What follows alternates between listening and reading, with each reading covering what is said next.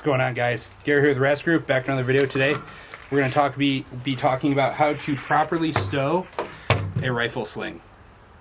So first off, we all know slings are important. Slings are kind of your holster for your rifle. It's what a holster is to a pistol, right? It retains it to your body, allows you to go hands-free, carry it without having to tie up one of your two hands, unless you're, super cool and got like 3 or 4 hands or some shit. But we're going to, this is clear by the way, so empty, clear chamber. We're going to talk about why you should stow your slings and how to do it properly. So why should you do it? Well, I've seen a lot of slings on rifles get snagged in cars when guys were going to deploy a rifle someplace, right? And it might not sound like a huge deal. It might sound pretty tedious, but under duress, at least from what they've told us, under duress, guys will fixate on a problem.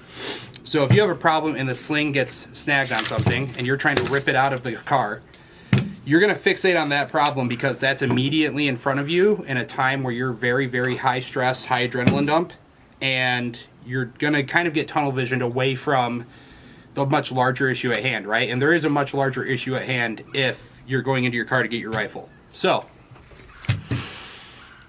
the way we alleviate that problem entirely, and it's not just out of a vehicle, it could be out of your wherever you store your firearm at your house, it could be out of a back seat, a trunk, wherever you're deploying a rifle from, out of a bag, right? A lot of people are big on bag guns now, even though I think it's kind of not impractical, but hey, do you, it's America.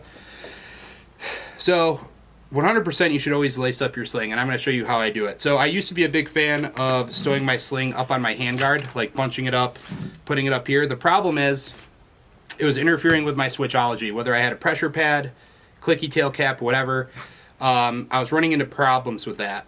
So I figured out, and this is something that other people have done, but maybe they're not as precise and I kind of detailed about it as I am because it's kind of a big deal to me. But I stow mine on the buttstock now, and I do it in a pretty specific way to get it as taut to the rifle as possible. Just because you have your sling cinched up with something, that's a start. But if you're not taking the time to make sure it's tight to the gun, you're doing yourself a disservice. It's not really going to do what you wanted it to do, and it can still get snagged. So here we have my 2-point padded Gat Monkey sling. Huge fan. And I have my sling points first shot on the handguard and opposite side of my B5 buttstock. So first thing I'm going to do is I'm going to take my sling, and if this is all the way in, all the way cinched, I'm going to take it out about halfway. Okay? I'm going to pull it taut on that side of the rifle. Now notice, even when this is pulled taut, I can still get to my controls, my safety, my bad lever. If I had a ambi mag catch, I can still get to it there. But I'm going to pull it taut, and I'm going to flip the rifle over. So now the ejection port side is facing me. Now I have a Rats Group ESR here on my buttstock. You can use a rubber band, you can use a Ranger band, it really doesn't matter. And what I'm going to do, I'm going to fold the sling into itself towards where my QD is. I'm going to take whatever mechanism I'm using, rubber band, Rats Group ESR, whatever it might be, and I'm going to make sure it's folded up nicely, first off. And I'm going to feed it all the way through there and pull as much excess through as I can. Boom.